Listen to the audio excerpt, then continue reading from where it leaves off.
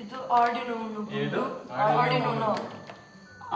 Nano ESP32 ಸರಿ next ಇದೇನಿದು resistor ಇವು capacitor polarised capacitor non polarised capacitor okay next ultrasonic receiver ultrasonic transmitter ಇದು ಅದು display digital display ಸರಿ ಇದು ಬಜರ್ ಬಜರ್ಸಾ ಇವು ಟ್ರಾನ್ಸಿಸ್ಟರ್ಸ್ ನೋಡಿ ಇದು ಟ್ರಾನ್ಸಿಸ್ಟರ್ಸ್ ಹಾಂ ಇದು ಸ್ವಿಚ್ ಬಟನ್ ಅಲ್ವಾ ಓಕೆ ಇವು ಇದು LED ಜಾಯ್ಸ್ಟಿಕ್ ಓಕೆ ಇದು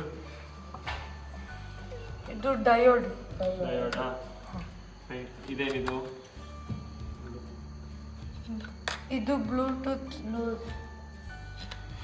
ಇದು SD ಕಾರ್ಡ್ ನೋಡಿಲ್ಲ ಇದು ಬ್ಲೂಟೂತ್ ನೋಡಿ ಇದು ಅದು LDR ಸೆನ್ಸರ್ ಓಕೆ ಇದು ಕಂಟ್ರೋಲರ್ ಜಾಯ್ಸ್ಟಿಕ್ ಇವು ಸ್ವಿಚ್ ಓಕೆ ಇದು ಅಲ್ಟ್ರಾಸೋನಿಕ್ ಸೆನ್ಸರ್ PIR ಸೆನ್ಸರ್ ಅದ್ರ ಪಕ್ಕದ್ದು ಸಾಯಿಲ್ ಮಾಯಿಶ್ಚರ್ ಸೆನ್ಸರ್ ಅಲ್ಲಿ ಅದು ಟೆಂಪರೇಚರ್ ಸೆನ್ಸರ್ ಇವೆರಡು ಯಾವುದು ಇದು ಗ್ಯಾಸ್ ಲೀಕೇಜ್ ಸೆನ್ಸರ್ ಓಕೆ ಇದು ಗೊತ್ತಿಲ್ಲ ಸರ್ ಅದು ಟಿಲ್ಟ್ ಸೆನ್ಸರ್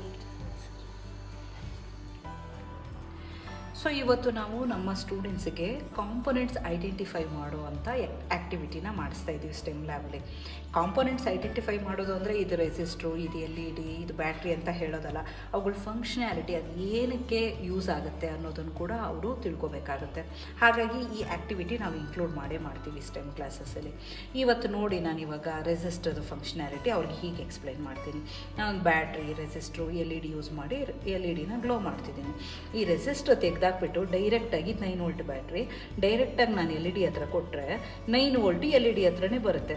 ಆ 9 ವೋಲ್ಟ್ ರೇಟಿಂಗ್ನ ಇದು ತಡೆಯೋಕ್ಕಾಗುತ್ತೆ. ಇದು ರೇಟಿಂಗ್ ಇರೋದೇ 2 ವೋಲ್ಟ್, ಇದು ಸುಟ್ಟೋಗುತ್ತೆ. ಹಾಗಾಗಿ ಒಂದು ರೆಸಿಸ್ಟರ್ನ ಯೂಸ್ ಮಾಡಿದ್ರೆ ವೋಲ್ಟೇಜ್ ಈ ಥರ ಡಿವೈಡ್ ಆಗುತ್ತೆ. ನೋಡಿ ಇವಾಗ ವೋಲ್ಟೇಜು ಅರೌಂಡ್ ಮಲ್ಟಿಮೀಟ್ರಲ್ಲಿ ಕಾಣಿಸ್ತಿದೆಯಲ್ಲ, ಅರೌಂಡ್ 7 ವೋಲ್ಟು ರೆಸಿಸ್ಟರ್ ಹತ್ರ ಡ್ರಾಪ್ ಆದರೆ ಇನ್ನೊಂದು 2 ವೋಲ್ಟ್ಸ್ ಅಂಡರ್ 2 ವೋಲ್ಟ್ಸು ನಮ್ಮ LED ಹತ್ರ ಬರುತ್ತೆ. LED ಸೇಫಾಗಿ ಗ್ಲೋ ಆಗುತ್ತೆ. ಸೊ ಈ ಮೂಲಕ ನಾವು ಕರೆಂಟ್ ಮತ್ತು ವೋಲ್ಟೇಜ್ ಲಿಮಿಟರ್ ಆಗಿ ರೆಸಿಸ್ಟರ್ನ ಯೂಸ್ ಮಾಡ್ಬೋದು.